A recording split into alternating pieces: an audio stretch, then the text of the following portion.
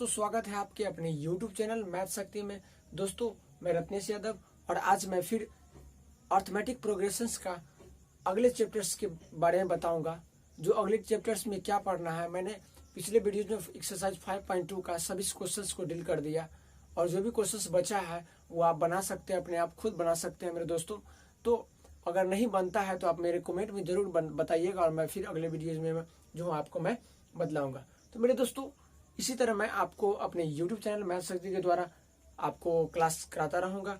तो अभी तक आपने अगर मेरे चैनल से नहीं जुड़े हैं मेरे दोस्तों तो एक बार जरूर मेरे चैनल को सब्सक्राइब करके बेल आइकन दबा के आप मेरे चैनल से जुड़ सकते हैं। चलिए ज़्यादा समय नहीं गवाते हैं और बतलाते हैं आपको आज नए चैप्टर्स एक्सरसाइज 5.3 के बारे में।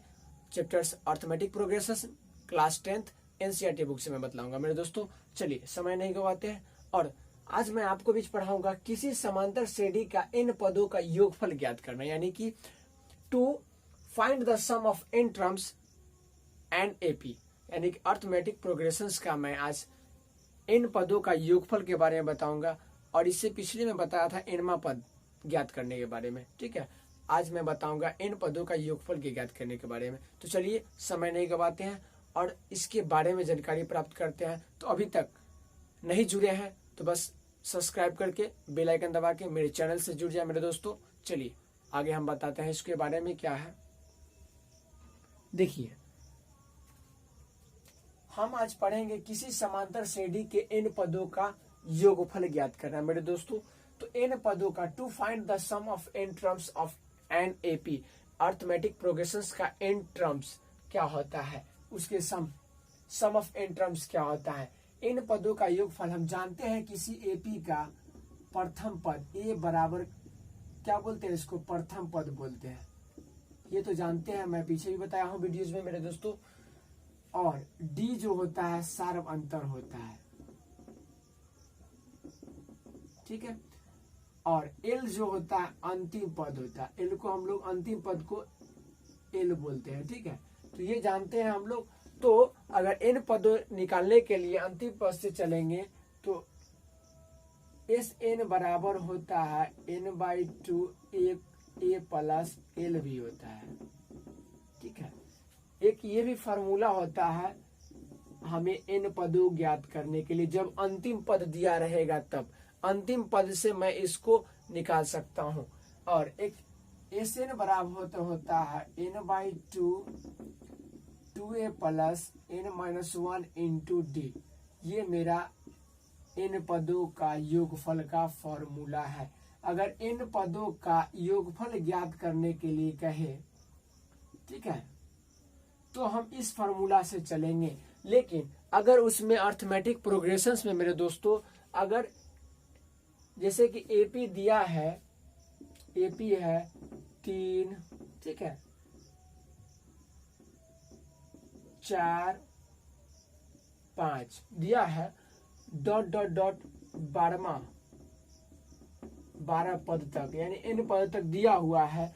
तो हमको इसको निकालना कहे कि हमें n पदों का योगफल ज्ञात करें, पदों का योगफल सम ऑफ n टर्म्स ज्ञात करने के लिए कहे, तो हम कैसे बनाएंगे, तो इस फॉर्मूला से बनाएंगे। तो हम जानते हैं मेरे दोस्तों कि प्रथम पद A होता है, D निकालने के लिए इसको घटाओ इसको करते हैं, और nवां पदों का योगफल। तो nवां पद n क्या दिया हुआ है 12, जब n 12 दिया हुआ है तो Sn हम निकाल सकेंगे, यानी कि Sn निकालना है, सम ऑफ n टर्म जिसको हम लोग बोलते हैं वो निकालना है। तो इतना आसान तरीका से हम निकाल लेंगे, कोई परेशानी नहीं होगा मेरे दोस्तों।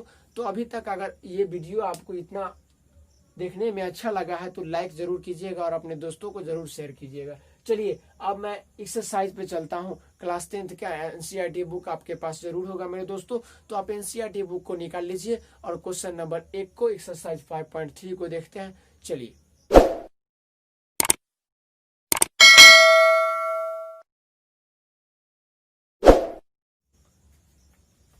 हाँ, तो मेरे दोस्तों एक्सरसाइज 5.3 पर चलते हैं। NCERT बुक आपके पास जरूर होगा और आप एक बार NCERT बुक का क्वेश्चन पढ़िए। निम्नलिखित समांतर श्रेणी का योग ज्ञात कीजिए, और निम्नलिखित दिया हुआ है। जो पहला क्वेश्चन है उसमें हम लिखते हैं 5.3 का पहला क्वेश्चन मेरे दोस्तों क्या है, एक बार देख सकते हैं 2 7 अर्थमेटिक प्रोग्रेशन 2 7 12 सो ऑन 10 पदों तक, 10 पदों तक ये क्वेश्चन है। अब हमें कह रहा है इसको किसी समांतर श्रेणी का जो निकालना है, क्या सम ऑफ एन टर्म्स निकालना है मेरे दोस्तों।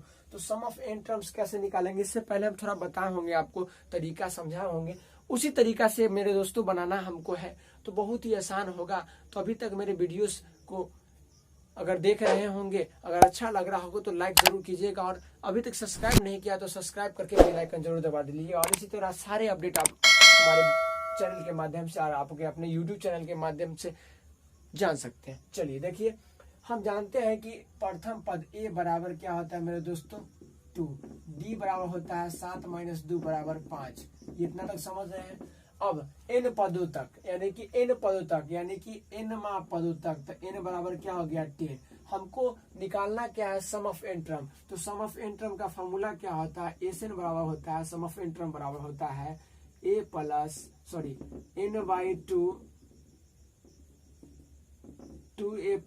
n-1 into D. ये होता है सम ऑफ एन का फार्मूला। तो मैंने इसी तरीका से हम इसको बनाऊंगा। तो हम ये जानते हैं कि एस एन बराबर क्या है, एस एन बराबर निकालना है हमें, सम ऑफ एन टर्म निकालना है।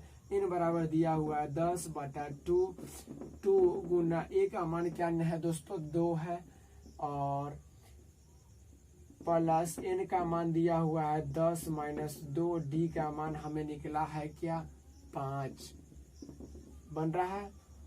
2 5 जा 10 कट गया मेरे दोस्तों 5, और 2 2 जा 4 हो गया, ये दोनों 2 से 2 गुना हो गया तो 4 होगा। अब प्लस 10 में से 2 घटाएंगे 8 गुना 5 हो गया।